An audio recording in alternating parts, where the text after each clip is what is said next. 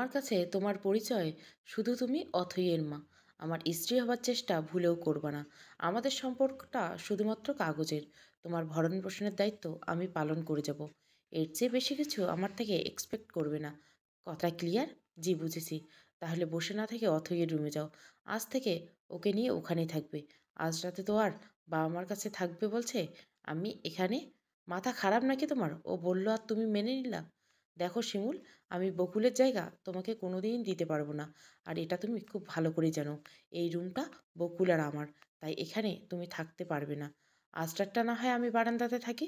প্রথম দিন বাইরে গেলে মানুষ নানা কথা বলবে, তাতে আমার কিছুই যায় আসে না বলে হিড়হিড় করে টানতে টানতে শিমুলকে রুমের বাইরে বের করে দিল ইপ্তি। মুখের উপর দরজাটা লাগিয়ে দেওয়ার পরে শিমুল এখনো মাথা নিচু করে দাঁড়িয়ে আছে। আজ তার বিয়ে হয়েছে। প্রতিটা মেয়েরই এই দিনটা নিয়ে অনেক আশা থাকে, স্বপ্ন থাকে, কিন্তু শিমুলের ক্ষেত্রে তা ভিন্ন। কারণ ইপ্তির এটা দ্বিতীয় বিয়ে। শিমুল তার বিয়ের কারণ একমাত্র অথই। অথইয়ের বয়স 3.25 বছর। 2 মাস হয়েছে ইপ্তির প্রথম স্ত্রী বকুল, সে সম্পর্কে শিমুলের ছোট বোন ক্যান্সারে মারা যায়। বকুলকে প্রচুর ভালোবাসত ইপ্তি। চিকিৎসার কোনো কমতি রাখেনি সে। শহরের নামকরা ব্যবসায়ী একজন ইপ্তি। যত টাকা খরচ করতে হতো সে করেছে, সর্বোচ্চ চেষ্টা করছে। কিন্তু হায়াত না থাকলে কার কি করার। বকুলের মৃত্যুর পর ইপ্তি কেমন জানি ছন্নছাড়া হয়ে গেছে। অথই তা দূরে থাক, নিজেরই খেয়ালই রাখতে পারে না। তাই সিকেন্দার সাহেব এবং আফসানা বেগম ঠিক করেছেন ইপ্তিকে দ্বিতীয় বিয়ে দিবেন। কিন্তু ইপ্তি বিয়েতে রাজি করানো কম কষ্টে ছিল না। উপর থেকে এমন মেয়ে যে অথইকে ভালোবাসবে খুঁজে পাওয়া ভার। শিমুল এমন একটা মেয়ে, সে যেমন ভদ্র তেমনই বুঝদার। অথইকে এমনিতেও নিজের চেয়ে বেশি ভালোবাসে। আর এই 2 মাস তাকে শিমুলই দেখাশোনা করে আগলে রেখেছে। নিজের অংশের ভেবে যত্ন করে আসছে সে অতইকে। অনেক ভেবে চিনতে শিকদার সাহেব, হারুন সাহেব শিমুলের বাবার কাছে বিয়ের প্রস্তাব রাখেন। হারুন সাহেব শিমুলকে অন্তত স্নেহ করেন। মেয়ের অপূর্ণতা যাতে তাকে ছোট করতে না পারে, তাই মেয়েকে শিক্ষিত মার্জিত গুণে গড়ে তুলেছেন। তিনিও চেয়েছিলেন তার মেয়ের একটা সুখের সংসার হোক। কিন্তু মানুষের চোখ শিমুলের সকল গুণ ও অপূর্ণতার কারণে ঢাকা পড়ে যায়। তাই তার মত এত লক্ষ্মী মেয়েটার এখনো বিয়ে হলো না। ইপ্তির মতো এত ভালো ছেলে তার মেয়েকে বিয়ে করবে এটা ভেবেই আর আপত্তি করলেন না। আর অথই বকুল মারা যাওয়ার পর থেকে শিমুলের কাছেই ছিল। হারুন সাহেব তাই আর অমত করেনি। শিমুল এতক্ষণে ইপ্তির দরজার বাইরে দাঁড়িয়েছিল। রাত প্রচুর হয়, বাইরের লোক সব ঘুমে। বিয়েটা খুব সিমসামভাবে হয়েছে। বেশি আত্মীয়স্বজন আসেনি। তাই ইপ্তির এই আচরণ কারো চোখে পড়েনি। আর শিমুল মেয়েটা এমন কাউকে জানতেও দিবে না। ইপ্তিদের ছাদটা খুব বড়। একপাশে বড় বকুল ফুলের প্রিয় ফুলের গাছ, তো অপরদিকে দোলনা, অথৈরের জন্য খেলার সরঞ্জাম। ছাদের কার্নিশ ঘেরা কোমর অবধি উঁচু দেওয়াল। শিমুল এক কোণে দাঁড়িয়ে রাতের আকাশ দেখতে লাগলো। রাস্তায় সোডিয়ামের বাতিগুলো এখনো জ্বলছে। কিছু গার্ড বাঁশি বাজিয়ে জানান দিচ্ছে তারা আছেন। রাতের ঢাকায় আকাশ চমৎকার লাগে শিমুলের। আবাসিক বলে গাড়ি ঘোড়া নেই, শান্ত পরিবেশ। আজ আকাশে মেঘ করছে, কিন্তু বৃষ্টি হবে না। একদম শিমুলের মনের সাথে মিলে যাচ্ছে। চাপা কষ্ট মনে হানা দিচ্ছে, কিন্তু সে কাঁদবে না। মনে হানা দিচ্ছে, কিন্তু সে কাঁদবে না। সে কাঁদে না। জীবনের কিছু কষ্ট তাকে এতটাই শক্ত করে ফেলেছে যে এখন এসব অপমান তাকে কোনোভাবেই কাঁদাতে পারে না। আজ শিমুল ছাদেই কাটাবে, মায়ের সাথে কথা বলবে। শিমুলের বয়স যখন 10 বছর, তখন তার মা মারা যায়। তখন বকুলের বয়স 8 বছর। শিমুলের ম্যাচুরিটি তখন থেকে অনেক বেড়ে গিয়েছিল। বকুলকে সে কোনোদিন মায়ের কমতি হতে দেয়নি।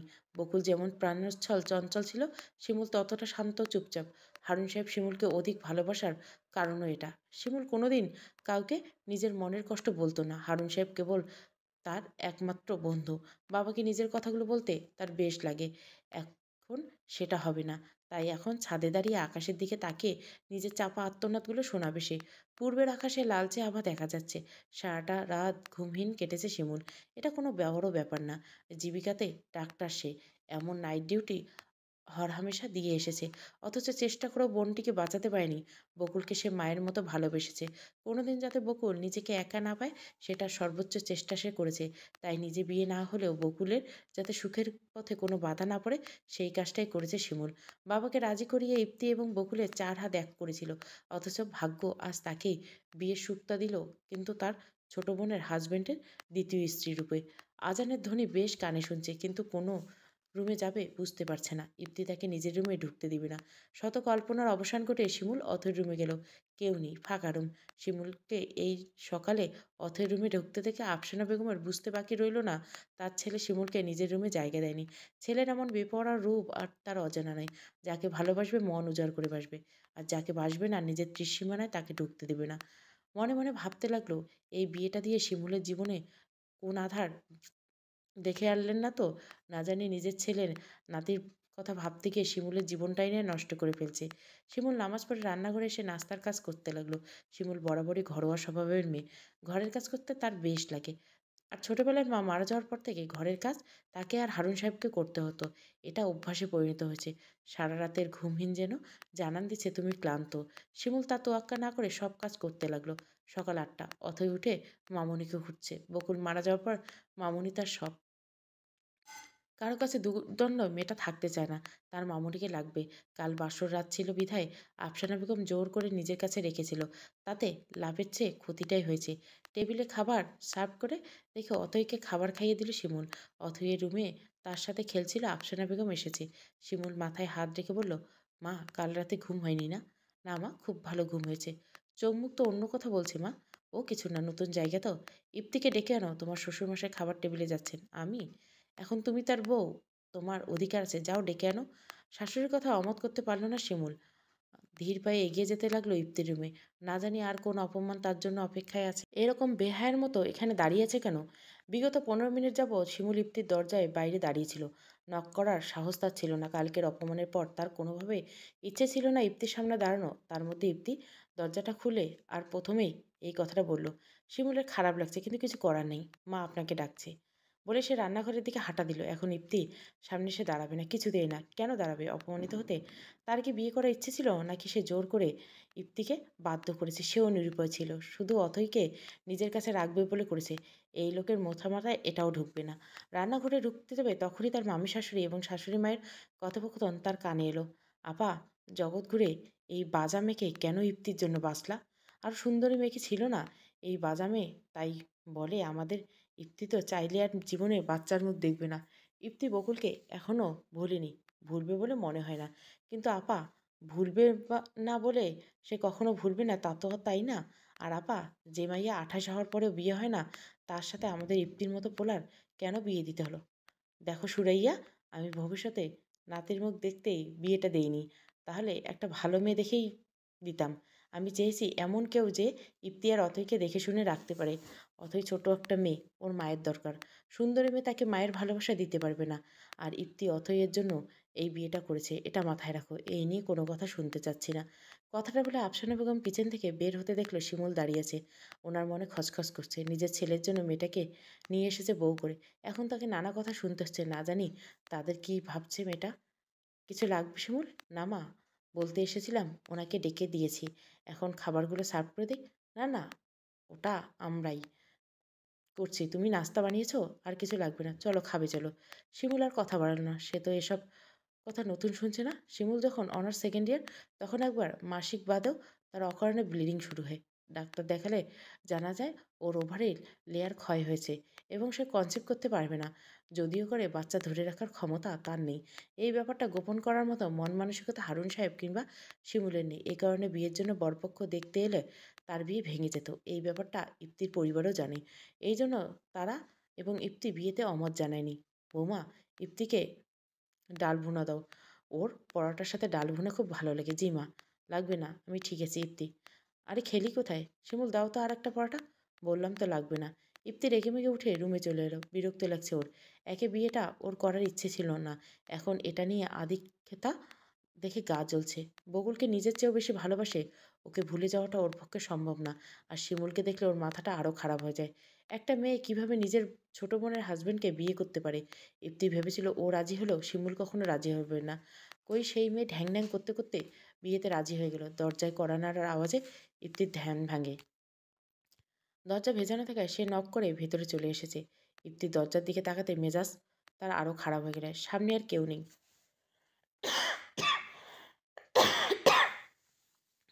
শিমুল দাঁড়িয়ে আছে কাপ হাতে। কাপ কাঁপা কাঁপা হাতে কাপ এগিয়ে দিল। ইপ্তি কাপটা ছুঁড়ে ফেলে দিল। কি ভাবো আমি কিছু বুঝি না? আমি তোমার মনের সব কুচিন্তাগুলো খুব ভালো করে বুঝি। কি মনে করছো এমন আধিক্যতা করে তুমি বকুলের জায়গায় নিতে পারবে? ইপ্তির চিৎকারে শিমুলের বুক কেঁপে উঠছে। পরক্ষণে আবার ইপ্তি বলা শুরু করলো। শিমুলের মাথায় আকাশ ভেঙে পড়ল।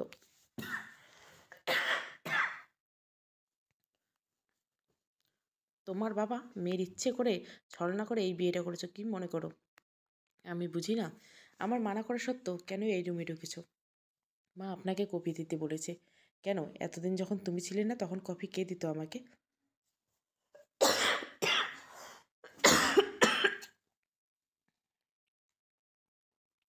তুমি কি ভাবো আমি বুঝি না তোমার চাল? তোমার মতো বেহায়া আমি খুব কম দেখেছি। আসছে আমার মেয়ের পালতে আমার আশেপাশে কেন থাকো তুমি? এই শিক্ষা দিয়েছে তোমার বাবা মা? নির্লজ্জ বেহায়া মেয়ে মানুষ। বিয়ে হচ্ছিল না বলে তুমি আর তোমার বাবা অথইয়ার আশ্রয় নিয়েছো। কি চাই? আমার ভালোবাসা জীবনেও সেটা হবে না, বুঝলে?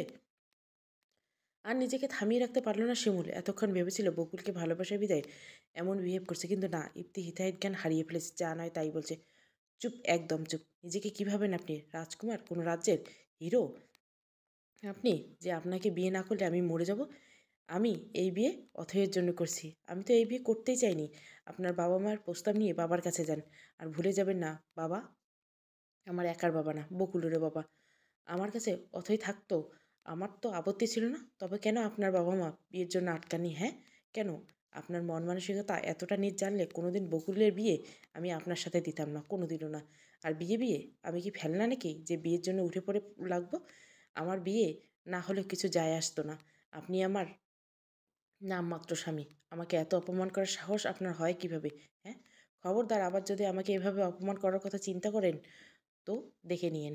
এক নাগাড়ে মুখে যা এসেছে তাই বলে শিমুল ঘর থেকে বেরিয়ে যায়। সে তার ইহজীবনে কারোর সাথে উচ্চ বাচ্য ব্যবহার করেনি, কিন্তু আজ বাধ্য হয়েছে। ইপ্তির অপমানগুলো সে নিতে পারছিল না। শুধু তাই নয়, তার বাবাকে ইপ্তি গালমন্দ করছিল। ইপ্তির মানসিক দিক থেকে প্রচুর ভেঙে পড়েছে। এই জন্য শিমুল চুপচাপ সব অপমান সহ্য করছিল, কিন্তু আজকে যেন সকল সীমা অতিক্রম করে ফেলেছে। শিমুলের মাথা অত্যাধিক হ্যাং হয়ে আছে। একে রাতে ভালো ঘুম হয়নি, সকালে ভালো করে খাওয়া দাওয়া হয়নি। উপরন্তু এই ইপ্তির সাথে চেঁচামেচি করে এখন প্রচুর মাথা ব্যথা করছে। রুমে যাওয়া দরকার তার আছে, কড়া করে ১ কাপ চা খেতে হবে। শিমুল চা নিতে অথইয়ের রুমে এলো। অথই তখন নিজের কাজের মেয়ে সখিনের সাথে খেলছিল। শিমুলকে দেখে মামুনি মামুনি করে ছুটে এলো। অথইকে দেখতে পুরো বকুলের মতো, শুধু চোখ দুটো পেয়েছে ইপ্তির। কুচি কুচি দাঁতগুলো, গোলুমুলু গাল আর গোল গোল চোখ। যে দেখবে আদর করতে চাইবে পিচ্চিটাকে। শিমুল দুই চোখের মণি। এতক্ষণ সব অপমান, রাগ, কষ্ট মিটে গেছে অথইকে দেখে। সব চিন্তা ছেড়ে অথইকে নিতে ব্যস্ত হয়ে পড়ল শিমুল। সারাটা দিন আজ অথইয়ের সাথে কাটলো তার। অথইকে খাওয়ানো, গোসল করানো, ঘুম পাড়ানো। অথই দুপুরে ঘুমালে খেয়াল হলো দুপুর হয়ে গেছে। শাওয়ার নিয়ে নীল একটা শাড়ি পরে নিল শিমুল। নামাজ পড়ে বারান্দায় গিয়ে দাঁড়ালো। বেশ বাতাস ছুটছে। বর্ষাকালে দুপুরে আকাশে কালো মেঘ ছেয়ে গেল। এমন বাতাস ছুটে হয়তো বৃষ্টি হবে। খোলা চুল উঠছে শিমুলের। মনে মনে ভাবছে, এ কোন পরিস্থিতি? এ কোন সম্পর্কে আল্লাহ তাকে বেঁধে দিচ্ছে, যেখানে ভবিষ্যতে তার জানা নেই? সে কি আদৌ এই সম্পর্কগুলো একসাথে বাঁধতে পারবে? ইপ্তি তার গন্তব্য কি কোনোদিন এক হবে? মা, এসব আধিক্যতা কিন্তু আমার ভালো লাগছে না। একে চোখের সামনে শিমুল ঘুরঘুর করছে, তার উপর তোমার বারবার ওকে আমার কাছে ঠেলে পাঠাচ্ছ। এটা তো আমার নতুন বিয়ে নয় যে নতুন বউয়ের মতো ওকে ট্রিট করতে হবে। এখন আবার ওকে নিয়ে ওর বাপের বাড়ি যেতে হবে কেন? দেখ ইপ্তি, এত কেনর উত্তর আমার কাছে নেই। যেতে হবে, ব্যাস যেতে হবে। এত অবুঝ কবে থেকে হয়ে গেলি তুই? আর ভুলে যাস না, তোর বাবা আর আমি ওর বাবাকে জোর করে রাজি করেছি অথয়ের জন্য। তুই কালকে মেয়েটাকে রুম থেকে রাতে বের করে দিয়েছিলি। এটা যে কারো চোখে পড়েনি এমন কিন্তু নয়। কি ফাজিল মেরে বাবা! এখন সে তোমাদের এগুলো বলে বেরিয়েছে? ও বলেনি, ও কিছুই বলেনি। আমি ওকে অথয়ের রুমে রাতে ঢুকতে দেখছি। দেখ ইপ্তি, জীবন কারোর জন্য থেমে থাকে না। প্রতিটি মানুষ তার জীবনে একজন সঙ্গী চায়। তুইও তার ব্যতিক্রম না। অথয়ের বয়স এখন বাড়ছে। ওর একটা পারফেক্ট পরিবার লাগবে। এই কথাটা মাথায় রাখ। নিজের স্বার্থপরতা নিজের মেয়ের জীবনে কাল হতে দিস না। শিমুল মেয়েটা খুব ভালো, ওকে বকুলের জায়গায় দিতে হবে না। দেখিস ও নিজেই জায়গাটা নিজে বানিয়ে নেবে। আর আজ ওদের বাড়ি যাচ্ছিস এটা ফিক্সড। কোনো কথা শুনতে চাইছি না। আফসানা বেগম আর কথা বাড়ালেন না। ওনার যা বলার তা বলা শেষ। ইপ্তি যাই করুক, ওনার কথার অমান্য করবেন না। উনি যাওয়ার পর ইপ্তি হাতে থাকা মোবাইলটা ছুঁড়ে ফেলে দিল বিছানায়। রাগে মাথা ফেটে যাচ্ছে, মাথার রগ ফুলে গেছে, সব তছনছ করতে মন চাইছে। কিন্তু সে কিছুই করতে পারছে না। হাত দুটো দিয়ে মাথা চেপে ধরে বিছানায় বসে পড়ছে। বকুলের একটা বড় ছবি বেডরুমের বিছানার বিপরীতে টাঙানো। ছবিটা ইপ্তের খুব প্রিয়। বকুলের ছবিটায় ওর দুষ্টু হাসিটা স্পষ্ট। চোখ মুখ উজ্জ্বল, এই মুখশ্রী কান্না পছন্দ। ছবিটা যেন জীবন্ত। এখনই ইপ্তি তাকে বলে উঠবে, মার কথায় কিছু মনে করো না। জানোই তো মা একটু রাগী। তোমার জন্য ব্ল্যাক কফি করে আনছি। কফি খেলে দেখবে মেজাজটা খারাপ আর থাকবে না। কথায় আছে না, তিতাই তিতা কাটে, বলে খিলখিল করে হাসবে। বকুলের চঞ্চলতা যেন ইপ্তিকে সর্বত্র ঘিরে আছে। কেন তার বকুলকে কেড়ে নিল নিয়তি? কেন আল্লাহ তাকে তার ভালোবাসাকে দূর করে দিল? এমন যদি হওয়ার ছিল, কি দরকার ছিল মায়া বাড়ানোর? বকুলের ছবিটার দিকে তাকিয়ে আছে ইপ্তি। অজান্তে চোখ থেকে পানি পড়ছে। সে জানে তার বকুল আর ফিরবে না। না ফেরার দেশে সে হারিয়ে গেছে, তবুও মনে যে মানে না। আজ 2 মাস পরে বকুলের স্মৃতি আঁকড়ে আছে সে। ছবির দিকে তাকিয়ে বলতে থাকে, হতে পারি স্বার্থপর, হতে পারি অবুঝ, হতে পারি সবচেয়ে নিম্ন শ্রেণী, কিন্তু দিন শেষে আমার বৃত্তের কেন্দ্র কিন্তু তুমি। তুমিই না আমি ভালো নেই, সত্যি ভালো নেই। দুপুরে খাবারের জন্য সখিনা শিমুলকে ডাকতে এলো। শিমুলকে অথৈয়ের কোলে নিয়ে ঘুমিয়ে থাকতে দেখে হালকা ডাক দিতে শিমুল ধড়পড়িয়ে উঠল। খালা, আপনারে ডাকছে ছোট ভাবি। তুমি খেয়েছো? না, এখনো খাইনি। ও তাহলে ভাত নিয়ে এখানে একটু বসো কেমন? বাবু গভীর ঘুমে, কেউ না থাকলে হঠাৎ উঠে ভয় পাবে। ঠিক আছে, আচ্ছা। সখিনা মেয়েটা বয়স খুব বেশি না, 13 কি 14 হবে।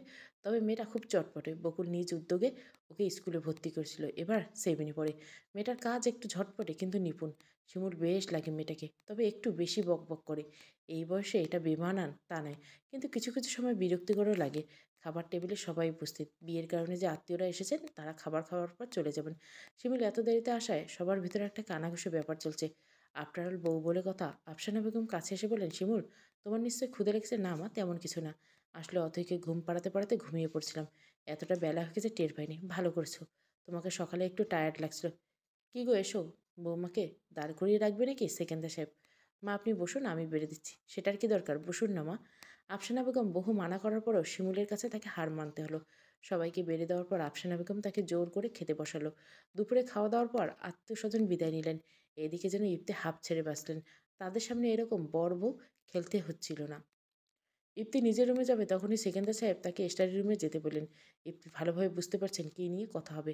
তার বাবা অহেতুক কারণে তাকে ডাকেননি। ইপ্তি, বস। বসে কথাটা বলা দরকার। জি বাবা, বলে শুনছি।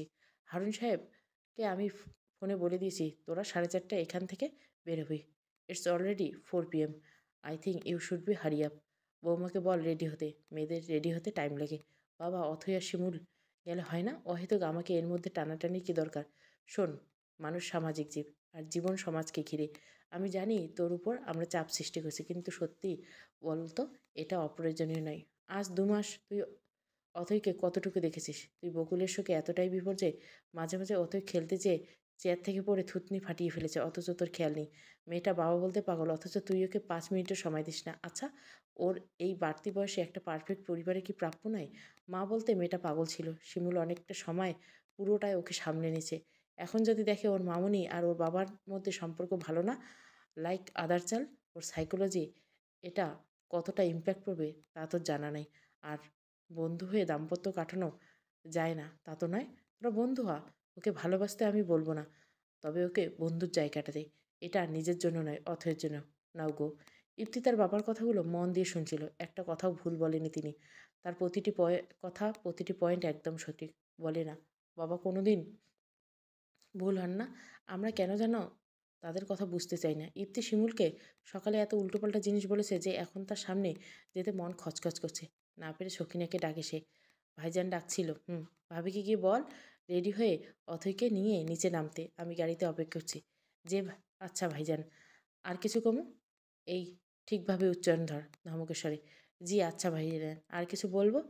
এবার ঠিক আছে। না, এটাই বলবে। এখন যা। শৌখিনের এক সমস্যা, নিজের আঞ্চলিক ছাড়তে পারে না। মেয়েটা চাইলে শুদ্ধ ভাষায় কথা বলতে পারে, কিন্তু বলে না। মাঝে মাঝে ইপ্তি ঝাড়ে যদি বলে। এছাড়া কুমিল্লা খুলনা মিলিয়ে কিছু একটা মিশ্রিত ভাষা বলে। বিগত আধা ঘন্টা যাবৎ ইপ্তি গাড়ির সামনে দাঁড়িয়েছে। শিমুলের খোঁজ নেই। ইপ্তির মেজাজ বিগড়াতে লাগলো। এত দেরি হচ্ছে কেন? এই মেয়ে তবে বিয়েবাড়ির শ্বাস দিতে বসলো। আধা ঘন্টা পর বকুল নেমে এলো অথৈকে নিয়ে। পরনে তার ক্রিম গোল্ডের মিহি কাজের জামদানি। শাড়িটা যেন হলদেটে ফর্সা গায়ের সাথে মিশে আসে। চোখে কাজল, চুলগুলো খোলা। বাতাসে চুলের সাথে কানের ঝুমকোটা দুলছে। হালকা সাজে যেন মোমের পুতুলের মতো লাগছে শিমুলকে। দূর থেকে মনে হচ্ছিল বকুল তার কাছে এসেছে। খুব কাছাকাছি এলে ইপ্তির ঘোর কাটে। এটা তো বকুল নয়, এটা শিমুল। দু বোনকে দেখতে অনেকটা একই রকম লাগে। যদিও এই ১ম ইপ্তির কাছে এটা ধরা পড়েছে। ইপ্তির নিজের উপর মেজাজ খারাপ লাগছে। সে কি করে শিমুলকে বকুল ভেবে নিল? বকুল ফিরবে না, কোনোদিন ফিরবে না। কোনো কথা না বলে ইপ্তি গাড়িতে উঠে পড়ে। শিমুল কোনো কথা বলেনি। একই গাড়িতে পাশাপাশি দুজন। দুজনের মধ্যকার দূরত্ব ২ হাত নাই। অথচ মনের দূরত্ব বহু মাইল। কেউ কোনো কথা বলছে না। পিনপত নীরবতা। গাড়ি ছুটছে আপন গতিতে নিজ গন্তব্যের দিকে। ৬টা নাগাদ শিমুলদের বাড়িতে পৌঁছালো তারা। সারা রাস্তায় ইপ্তি আর শিমুলের মাঝে কোনো কথা হয়নি। ২-১ বার চোখাচোখি হতে ইপ্তির চোখ সরিয়ে নিয়েছে। অথই বয়স এখন ২ বছর ১০ মাস। আর কৌতূহল অনেক। গাড়ির কাছ দিয়ে রাস্তায় যা দেখছে খুব আগ্রহের সাথে তার মামুনিকে দেখাতে এসেছে। ভাঙা বাক্য বলে কিছু শব্দ বলতে পারে না। আবার কিছু শব্দের উচ্চারণ ক্লিয়ার না। যেমন মামুনিকে মাউনি, তরকারিকে তক্কাকি, বাদামকে বাদান, গাড়িকে গাই। রাস্তায় কিছু দেখলে মাউনি উজে। আর শিমুলও তাকে জিনিসটার বিবরণ দিতে এসেছে। এখন এটা অথই কতটুকু বুঝেছে কে জানে। ইপ্তির মাঝে খুব হাসি পাচ্ছিল। এত আগ্রহ নিয়ে শিমুল যে তাকে বোঝাচ্ছে ১০ মিনিট পরে সে ভুলে যাবে। বাড়ির সামনে গাড়ি এসে দাঁড়ালে দারোয়ান গেট খুলে দিল। শিমুলদের বাড়ি ধানমন্ডিতে, খুব পুরাতন ৫ তলা বাড়ি। শিমুলরা ৩ তলায় থাকে। বাসায় হারুন সাহেব আর একটি বিশ্বস্ত কাজের ছেলে। ঠিক কাজের ছেলে নয়, কেয়ারটেকার লোকমান থাকে। এতদিন শিমুল ছিল হারুন সাহেবের কাছের সঙ্গে। এখন তাকে লোকমানের সাথে থাকতে হচ্ছে। মেয়ে যে এখন অন্য সংসারে আলো হয়ে গেছে। নানাকে দেখে অথই দৌড়ে গেল, নানার কোলে উঠে গেল। মেয়েকে একদিন না দেখতে পেয়ে অস্থির হয়েছিলেন হারুন সাহেব। মেয়ে জামাইকে যেন প্রাণে পানি এলো তার। যতই হোক বিয়েটা আর ৫টা বিয়ের মতো তো নয়। ইপ্তি খুব অস্বস্তি লাগছে। এর আগেও সে এ বাড়িতে এসেছে। পার্থক্য একটাই, তখন সে বকুলের সাথে আসতো। বকুলের রুমটার তালা বন্ধ। হারুন সাহেব তালা দিয়ে রেখেছেন। খোলা থাকলে শুধু হয় মেয়েটার স্মৃতি তাড়া করে বেড়াচ্ছে। এখন ইপ্তিকে শিমুলের ঘরে থাকতে হবে। যতই হোক শিমুল তার বিয়ে করা বউ। এখন শ্বশুরের সামনে আপত্তিকর ঘটনা ঘটুক সে তো চায় না। তাই ফ্রেশ হতে শিমুলের রুমেই গেল সে। এই ১ম এত বছরে শিমুলের ঘরে সে প্রবেশ করছে। বকুলের সাথে ইপ্তির বিয়ের প্রায় ৫ বছর হতে চলল। এই এত বছর সে কোনোদিন শিমুলের রুমে আসেনি। মূলত প্রয়োজন হয়নি। শিমুলের রুমটা খুব ছিমছাম গোছানো। একপাশে বিশাল বুকশেলফ, তাতে বিভিন্ন রাইটারদের বই। শিমুল পড়তে ভালোবাসে, তাই বিভিন্ন রাইটারের বই জোগাড় করে রেখেছে। টেবিলে তার মেডিকেলের বই ভর্তি। সব সুন্দর করে সাজানো। সমস্যা হলো খাট ব্যতীত কোনো শোবার ব্যবস্থা নেই। আজ তাদের একই বিছানায় ঘুমাতে হবে। ইপ্তি এখানে আগে কিছু কাপড় ছিল, যা এখন শিমুলের রুমে রাখা হয়েছে। শিমুল অথইয়ের জামা বদলাতে রুমে আসলে দেখে ইপ্তি কিছু একটা নিয়ে চিন্তা করছে। কি হয়েছে, কিছু ভাবছেন? না, তেমন কিছু না। ও, তাহলে ফ্রেশ হয়ে নিন, আমি কফি দিচ্ছি। আচ্ছা শিমুল, ঘুমানোর কি ব্যবস্থা? ওটা নিয়ে চিন্তা করবে না। অথই আর আপনি খাটে শোবেন, আমি নিচে বিছানা করে শোবো। ঠান্ডা লাগবে না সেটা নিয়ে ভাববেন না। এছাড়া তো কোনো উপায় নেই। আর সত্যি বলতে আমরা তো কালকেই চলে যাব। তাই এটা নিয়ে প্যারা নেওয়ার কোনো মানেই নেই না। তাহলে তুমি উপরে শোও, একটা রাতের তো ব্যাপার। আর অথই তোমাকে ছাড়া ঘুমাবে না, তাই সমস্যা হবে না। না, না, দরকার নেই। দরকার আছে, এ নিয়ে কথা বাড়িও না। বলে ইপ্তি ওয়াশরুমে ফ্রেশ হতে চলে গেল। শিমুলের মাথায় ঢুকছে না। এই অবুঝ মাথামোটা টিট লোকটা বুঝদারের মতো কথা কিভাবে বলছে। শিমুল অথইয়ের জামা বদলে হারুন সাহেবের কাছে দিয়ে লোকমানকে খুঁজতে লাগলো। ছেলেটা আজ না বছর ১০ হবে তাদের সাথে আছে। ১৮-১৯ বছরের একটা ছেলে, সিমসাম গড়নের, প্রচুর বলদ। এবার ২য় বার এসএসসি দিল। গতবার ফেল করেছে। হারুন সাহেব ওকে কাজের লোক হিসেবে দেখেন না। যখন ৭ কি ৮ বছর বয়স হবে, তখন এক বৃষ্টির রাতে বাসার সামনে টঙের দোকানে ছেলেটাকে পান তিনি। সেখান থেকে আশ্রয় দিয়েছেন। আত্মভোলা কিষাম ছেলে লোকমান। শিমুল একদণ্ড ওকে ভরসা করতে পারে না। আগে যখন শিমুল ডিউটিতে থাকতো ১০০ বার ওকে ফোন করে শুনতো বাসার সব ঠিক আছে কিনা। এখন শিমুল রান্না করতে যাবে, তাই অথৈকে পাহারা দিতে লোকমানকে প্রয়োজন। ইপ্তি ফ্রেশ হয়ে আস্তে যাতে অথৈকে দেখে রাখি। অবশেষে রান্নাঘরে পেঁয়াজ কাটতে পাওয়া গেল লোকমানকে। ওই কি করছিস? আপা পাক করাম। আপনি আইছেন? আজকে আপনি আর দুলাভাইরে আমার হাতে রান্না খাওয়ামু। রান্নাটা আমি করব? অন্য আরেকদিন তুই করিস। যা অথৈকে একটু দেখে রাখ। কেন আপা, আমার রান্না খাইবেন না? না, আজ না। আজকে বাবার পছন্দের সব রান্না বানাবো। তুই বাবার রুমে যা, অথই ওখানে আছে। আর দুলাভাইকে জিজ্ঞাসা করিস কিছু লাগবে কিনা। লোকমান মন খারাপ হয়ে রওনা দিল হারুন সাহেবের রুমের দিকে। শিমুল খোপাটা বেঁধে শাড়ির আঁচলে মাজায় গুজে নিল। দূর থেকে বেশ গিন্নি লাগছে। কেউ বলবে না ওর কালকে বিয়ে হয়েছে। আধা ঘন্টা যাবৎ শিমুল রান্নাঘরে আছে। ঘেমে নেমে একাকার। এর মধ্যে হারুন সাহেব রান্নাঘরে আসেন। নিজের মেয়েকে এরূপ গিন্নি রূপে দেখতে বেশ লাগছে। কিরে মা, কি করিস? রান্না করি গো। আজকে স্পেশাল রান্না। মৌরলা মাছের চচ্চড়ি, মুড়িঘণ্ট, পাবদা মাছের ঝোল আর টমেটো টক। সে কি রে? কোন মাংস? বড় মাছ রান্না করবি না? জামাই আছে তো? বাবা, তুমি ভুলে যাচ্ছ। তোমার জামাই কিন্তু নতুন জামাই নয়, পুরান জামাই। শুধু সম্পর্কের নাম বদলেছে। আর ইপ্তি কোনো কালেই তোমার বাড়ি এসে মন্ডা মিঠাই খেত, সেই তো বাঙালি ভর্তা ভাত। ওর কিছু কিছু যায় আসবে না। তোর সাথে আমি কথাই পারবো না। আচ্ছা, ইপ্তি তোকে মেনে নিয়েছে তো? হারুন সাহেবের কথায় স্মিত হেসে উত্তর দিল, ও যে মানবে না তা তো অজানা ছিল না বাবা। ইনফ্যাক্ট যে আমায় মেনে নেয়নি তাতে বরং একদিক থেকে আমি খুশি হয়েছি, কারণ ও আমার বোনটাকে খুব ভালোবাসে। আজ আমার জায়গায় অন্য মেয়েকে বিয়ে করে যদি মেনে নিয়ে সংসার করতো, তখন কি জিনিসটা তোমার ভালো লাগতো বাবা? না, তাই না? আর সত্যি বলতে আমি আর ইপ্তি অনেকটা তেল আর পানি। যতই ঝাঁকা না কোনো ক্ষণিকের জন্য তা মিটবে, পরে আবার আলাদা হয়ে যাব। তাই হয়তো জোর করে এই সম্পর্কটা তৈরি করার দরকার নেই। আমার তোর জীবনটা নষ্ট করে দিলাম, তাই না রে? বাবা, সবার জীবনে সব পেতে হবে এমন তো কথা নেই, তাই না? এই দেখো না, আমি তো মেনেই নিয়েছিলাম আমার কোনোদিন বিয়ে হবে না। আল্লাহর রহমতে হয়েছে, আমি কোনোদিন মা হতে পারবো না, মা ডাক শুনতে পারবো না। কিন্তু আল্লাহর ইচ্ছেতে তাই হয়েছে। অথই আমার জীবনের শ্রেষ্ঠ পাওয়া বাবা। হতে পারি আমি ওর খালা, সৎ মা, মামুনি, কিন্তু মামুনি মাটা ডাক্তার তো আছে। সারা জীবন ও আমার কাছে আমার মেয়ে হয়ে থাকবে। বাবা, জীবন নষ্ট হয়নি, করলাম না সংসার, কি যায় আসে? মারে, তুই এমন কেন রে? হয়েছে, এখন যাও রুমে, চা করে পাঠাচ্ছি। লোকমান ইফতিরে কিছু লাগবে কিনা জিজ্ঞাসা করতে বলো। এতক্ষণে বাবা মেয়ের কথা একজন আড়ালে শুনছিল। দ্বিধা কাজ করছে, মস্তিষ্ক বলছে এই বিয়েটা গুরুত্ব দেওয়া যাবে না, তাহলে বকুলের অধিকার শিমুলকে দিতে হবে। অপরদিকে মন বলছে, তোমার মেয়ের জন্য একটা মেয়ে তার সারাটা জীবন বলি দিচ্ছে, তোমার উচিত বন্ধুত্বের হাত বাড়িয়ে দেওয়া। মন এবং মস্তিষ্ক কার জিত হবে, এটাই দেখার পালা, শুধু সময়ের অপেক্ষা। বারান্দায় দাঁড়িয়ে ননস্টপ সিগারেট টেনে যাচ্ছে ইপ্তি। মনে প্রশ্নরা ভিড় করছে তার। কিছু সমীকরণ যার সমাধান খুঁজে পাচ্ছে না। নিকোটিন নাকি মস্তিষ্কের স্নায়ু শান্ত, তার ক্ষেত্রে হচ্ছে না। শিমুল নামের মেয়েটাকে সে যত দূরে ঠেলতে চাচ্ছে, ততই যেন জড়িয়ে যাচ্ছে। কিছুক্ষণ আগেই পানি নিতে রান্নাঘরে যেতে হারুন সাহেব আর শিমুলের কথোপকথন পুরোটাই শুনছিল ইপ্তি। তারপর থেকে একটা প্রশ্ন বারবার মাথায় চড়ে বসছে, ভুল করছে নাকি সে? খাওয়া দাওয়ার পর রুমে এসে অথইকে শুইয়ে দেয় শিমুল। আজ ঘুমাতে খুব জ্বালিয়েছে অথই, কিছুতেই ঘুমাবে না। শেষমেশ খুব জোর করে ঘুম পাড়াতে হয়েছে তাকে। রুমে ইফতিকে না দেখতে পেরে বারান্দায় উঁকি মারে শিমুল। খাবার টেবিলে খুব চুপচাপ ছিল ইফতি। যতবার হারুন সাহেব কিছু জিজ্ঞাসা করছে, শুধু হুম, হ্যাঁ উত্তর দিয়েছে। শিমুল ইচ্ছে ছিল একবার জিজ্ঞাসা করার, কিন্তু বাবার সামনে কিছুই জিজ্ঞাসা করেনি। অতইকে শুইয়ে বারান্দায় গেল ইফতিকে সিগারেট খেতে দেখে শিমুল ধীর পায়ে পাশে গিয়ে দাঁড়ায়। পাশে কারো উপস্থিত টের পেয়ে ইফতি সিগারেটটা ফেলে দিয়ে শিমুলের দিকে তাকায়। কিছু বলবে? ঘুমাবেন না? কাল রাত তো অনেক হয়েছে। হুম। অথই কী করে? ঘুমিয়ে গেছে।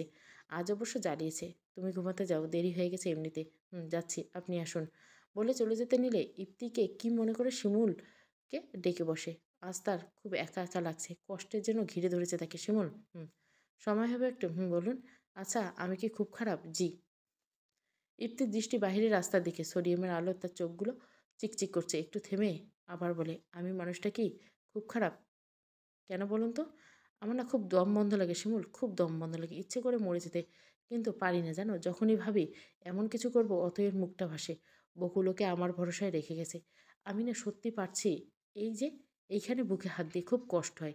আমিও চাই সুখে থাকতে, আমিও চাই আশেপাশের মানুষগুলোকে সুখী রাখতে, কিন্তু পারি না জানো। বলতে বলতে গলা ধরে এসেছে ইপ্তির। আবার গলা বলা শুরু করলো, আমি এই বিয়েটা মানতে পারছি না, তোমাকে মানতে পারছি না। আমার মাঝে মাঝে মনে হচ্ছে তোমাকে মেনে নিলে আমার বকুলের প্রতি অন্যায় হবে। আবার মনে হচ্ছে না মেনে নিলে তোমার প্রতি অন্যায় হবে। আমি আর পারছি না শিমুল, আমি আর পারছি না। এই দ্বিধা থাকাটা খুব কষ্টের। হঠাৎ শিমুলের হাত দুটো আঁকড়ে ধরে হাঁটু গেড়ে বসে পড়ে বলতে লাগলো, আচ্ছা, আমি কি দোষ করছি বলো? আল্লাহ আমাকে এত বড় শাস্তি দিলেন, আমার বকুলকে কেড়ে নিলেন আমার থেকে। বলতে পারো সবাই আমাকে অবুঝ ভাবছে, আমাকে বলছে আমি নাকি একটা রেসপন্সিবল বাবা নেই।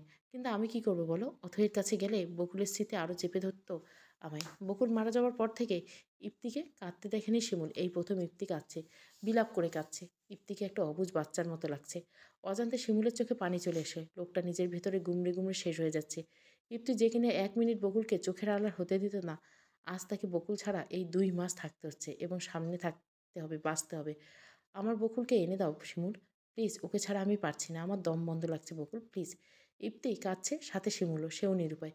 সেদিনও ছিল যে- যেদিন বকুলের শেষ কেমো দেওয়ার কথা। আজ থেকে 4 মাস আসে। বকুল শুধু বমি বমি পেত, মাথা ঘুরতো, মাসিক বন্ধ হয়ে যায়। প্রথমে সবাই ভেবেছিল বকুল বোধহয় আবার কনসিভ করছে।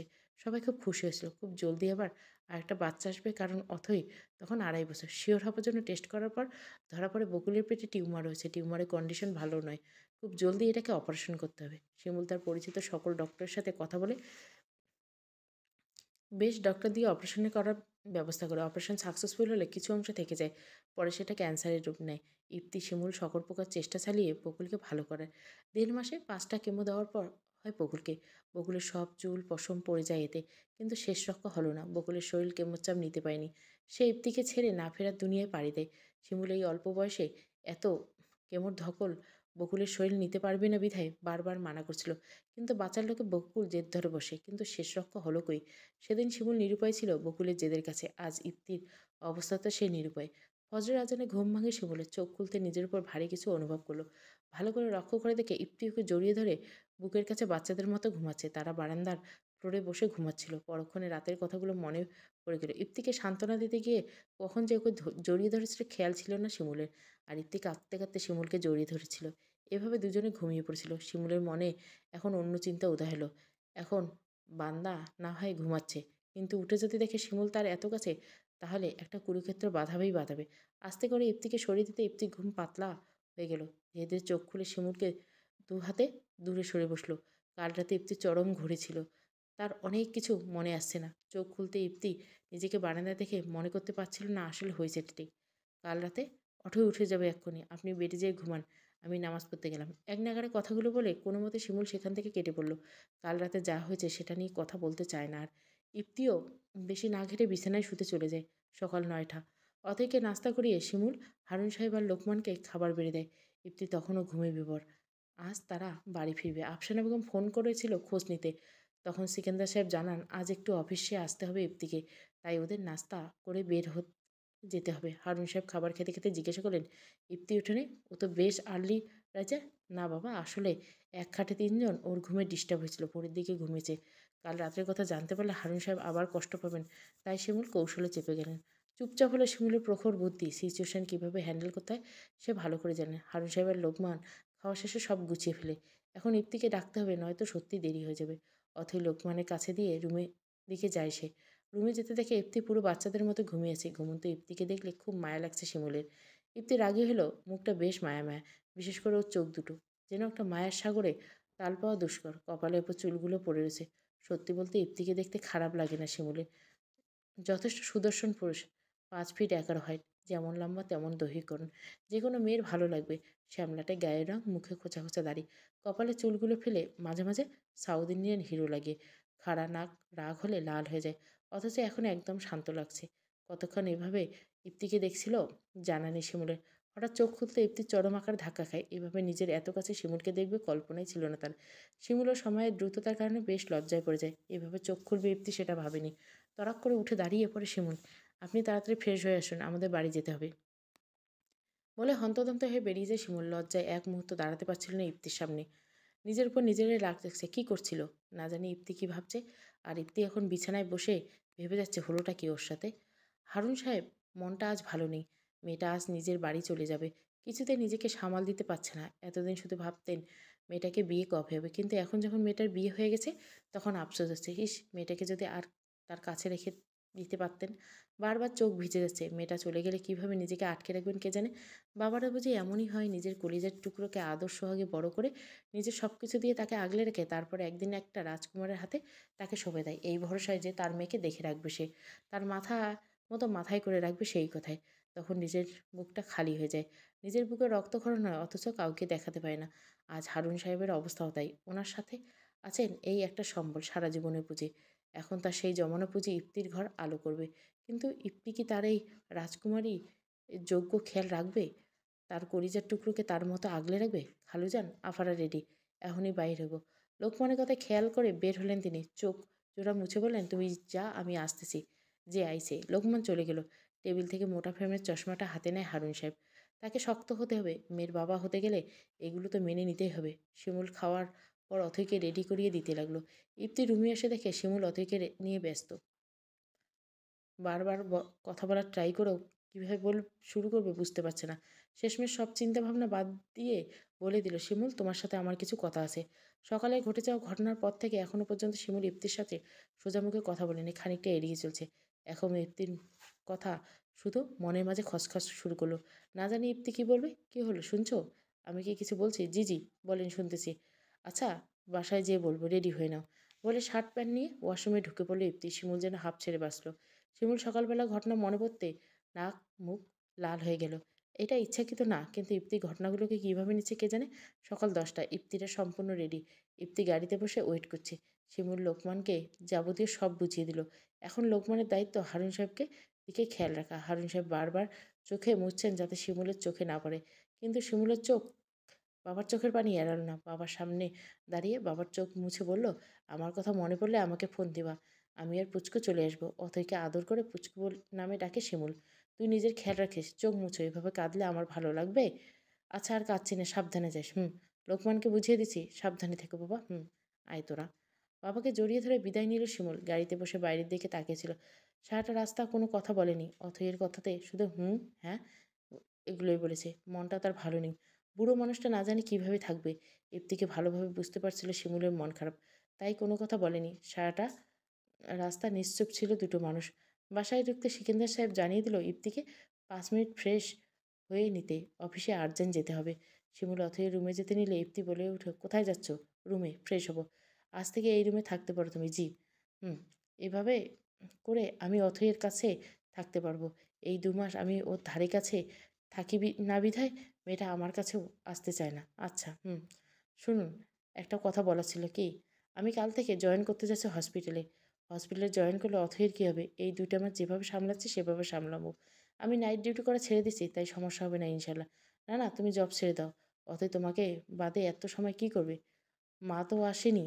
আর আমি 5টার মধ্যে বাড়ি চলে আসবো। শুক্রবার অফ ডে, তাই সমস্যা হবে না। না মানে না, এটা নিয়ে কথা বলতে চাচ্ছি না বলে ভেতরে চলে গেল। শিমুলের রাগ লাগলো। এই লোকটা এত জিদি কেন? কোনো কথাই বুঝতে চাচ্ছে না। অথইকে সে ভালোবাসে, কিন্তু নিজের প্রফেশনকেও ততটা ভালোবাসে। লোকটা না করে চলে গেল। একবারও এক্সপ্লেন করার সুযোগ দিল না। অথইকে ফ্রেশ করিয়ে খাটে বসে আছে শিমুল। রাগ লাগছে, কিন্তু এক্সপ্রেস করতে পারছে না। শুধু গোল গোল চোখ করে ইপ্তির দিকে তাকিয়েছে। ড্রেসিং টেবিলে আয়নায় চুলগুলো ঠিক করছে শিমুল। আয়না থেকে শিমুলের মুখটা স্পষ্ট দেখা যাচ্ছে। কী হয়েছে? এভাবে ভুতুম বেচার মতো মুখ করে রেখেছো কেন? আমি ভুতুম বেচা? কোনো সমস্যা? না, কোনো সমস্যা নেই। শুধু আমার সামনে থেকেও না। এই মুখটা দেখলে দিনটা খারাপ যায়। ইপ্তি টোনটিংয়ে কোনো কথা বলল না শিমুল। অথয়ের খাবার আনতে রান্নাঘরের দিকে রওনা দিল। ইপ্তি খুব ভালোভাবে বুঝতে পারল শিমুলের মন কোনো কারণে খারাপ। কিন্তু সে এতে তার মতামত বদলাবে না। অথয়ের মা হতে গেলে সঠিকভাবে অথয়ের মা হতে হবে। ইপ্তি অফিসে যাওয়ার পর সারাটা দিন অথয়কে নিয়ে কেটে গেল শিমুলের। সন্ধ্যা 6টা নাগাদ ইপ্তি এবং সেকেন্দার সাহেব বাড়ি ফেরেন। ইপ্তি বাসায় ঢুকে রুমে চলে আসে। রুমে আসলে যা দেখলো তাতে কিছুক্ষণের জন্য মাথা কাজ করা বন্ধ করে দিল। কিছুক্ষণ আগে অথই ভরপেট খাবার পর দৌড়াদৌড়ি করে খেলছিল। শিমুল বারণ করার পরেও সে তার মতোই খেলছিল। এক পর্যায়ে তিনি শিমুলের গায়ে বমি করে ভাসায় দিলেন। শিমুল আর কি করার, অথইকে চেঞ্জ করে ঘুম পাড়িয়ে দিল। দুর্বল হয়ে গেছে বমিটা করে। নিজেও গোসল করে নিল। মেয়েটা ঘুমাচ্ছে বিদায় শাড়িটা রুমে এসে পড়ছিল। শিমুলের খেয়াল ছিল না যে দরজা নক করেনি, শুধু লাগিয়ে রেখেছে। কুচি সামলাতে ঠিক তখনই ইপ্তি রুমে ঢোকে। ইপ্তি দরজা বন্ধ থেকে নির্দ্বিধায় ঢুকে পড়ে। সে ভুলেই গেছিল এখন তার রুমে শিমুল নামের নারীরও আসা যাওয়া। শিমুলের এই অবস্থা থেকে 1 মিনিট দেরি না করে রুম থেকে বেরিয়ে পড়ে ইপ্তি। মাথার চুল ছিঁড়তে ইচ্ছা করছে, কিন্তু তাতে ক্ষতি হবে তার। মানুষ তাকে টাকলা বলবে। ঘটনার আকস্মিকতা শিমুল বেকুব বনে বলল। আজকের দিনটা তার বিরক্তিই কাটছে। দ্রুত শাড়িটা পরে সখিনাকে ডাক দিল। সখিনা অথইয়ের পাশে বসে রান্নাঘরের দিকে চলে গেল। আফসানা বেগম তখন চা বানাচ্ছিলেন। শিমুলকে পাশে দাঁড়িয়ে বলল, মা, বিকেলের নাস্তাটা আমি করি, তুমি করবে? ঠিক আছে, করো তবে। মা, একটা কথা ছিল। বলো মা। আমি তো বিয়ের কারণে 1 সপ্তাহ ছুটি নিয়েছিলাম হসপিটাল থেকে। কাল থেকে আমি আবার কাজ শুরু করতে চাচ্ছি। ইপ্তিকে জানিয়েছ? জি মা, উনি মানা করে দিয়েছেন। তাহলে আমি কি বলবো মা? তবে তোমার শ্বশুরমশাইয়ের সাথে কথা বলে দেখতে পারো। আচ্ছা মা, তাহলে এক কাজ করো, পেঁয়াজু মানে আবহাওয়াটা একটু নরম, ওনার গরম চায়ের সাথে পেঁয়াজু বেশ ভালো লাগে। উনি যদি সম্মতি দেয় তাহলে ইপ্তি দ্বিমত করবে না। আর হ্যাঁ শোনো, অথয়ে খেয়ালের ত্রুটি রাখবে না, তাহলে ইপ্তি কিন্তু কথা ছড়াতে ছাড়বে না। শাশুড়ির কথা শিমুলের বুঝতে অসুবিধা হলো না যে তার আপত্তি নেই। এখন শ্বশুরমশাইকে রাজি করাতে পারলে কেল্লাফতে। তখন ওই মাথামোটা লোকের কিছু বলতে পারবে না। সেকেন্দার সাহেব সম্মতি দিয়ে দিলেন, কারণ শিমুল একজন ভালো ডাক্তার, তার ব্রাইট ফিউচার আছেন। তিনি তাকে বাধা দিলে মেয়েটার সারা জীবন আফসোস থাকবে। একেই অনেক স্যাক্রিফাইস করেছে সে। অপরদিকে ইপ্তির খুব রাগ লাগছে। রীতিমতো রাগে ফুঁসতে ফুঁসতে ঘরে চলে গেল। মেজাজ অত্যাধিক খারাপ, রাগে নাক লাল হয়ে গেছে। শিমুল কোনোমতে রাত পর্যন্ত ইপ্তিকে এড়িয়ে ছিল। সে জানে সামনে গেলে তাকে কাচ্চা চিবিয়ে খাবে। রাতে খাবারের কাপ ফুপ করে দোয়া ইউনুস পরে রুমে গেল সে। অথই তখন ইপ্তির কোলে মাথা দিয়ে শুয়ে আছে, আর ইপ্তি মেয়েকে কোলে নিয়ে হাঁটছে। আবহাওয়া ঠান্ডা থেকে চুপচাপ ড্রেসিং টেবিলের সামনে বসে চুল আঁচড়াতে লাগলো শিমুল। ইপ্তি খেয়াল করছে শিমুল তাকে এড়িয়ে চলছে, তাই নিজে আগ বাড়িয়ে বলে উঠল, বাবাকে ভালোই হাত করা শিখিয়েছে তাই না? জি। এখন কিছু বলবো না। তবে আমার মেয়ের যদি অযত্ন করছো তো দেখবে আমি কি করি। আর এরপর থেকে দরজা যে লক করা যায় এটা শিখে নিও। সখিনাও লক করতে পারে। মানুষ বুঝবে না ভেতরের অবস্থা যদি দরজা নক না করে জাস্ট এমনি লাগিয়ে রাখো। বলে অথইকে শুইয়ে দিয়ে নিজে শুয়ে পড়ে ইপ্তি। আর শিমুল এখনও আয়নার সামনে বসে আছে। তার গাল গোলাপি বেগুন হয়ে আছে ইপ্তির কথা শুনে। না জানি ইপ্তি তাকে কী ভাবছে। এটা ভেবে শিমুলের আজকে রাতের ঘুম হারাম হয়ে গেছে। চলবে, তবু মনে রেখো প্রথম পর্ব। ভালো লাগলে অবশ্যই লাইক, শেয়ার এবং সাবস্ক্রাইব করবেন। Thank you for watching.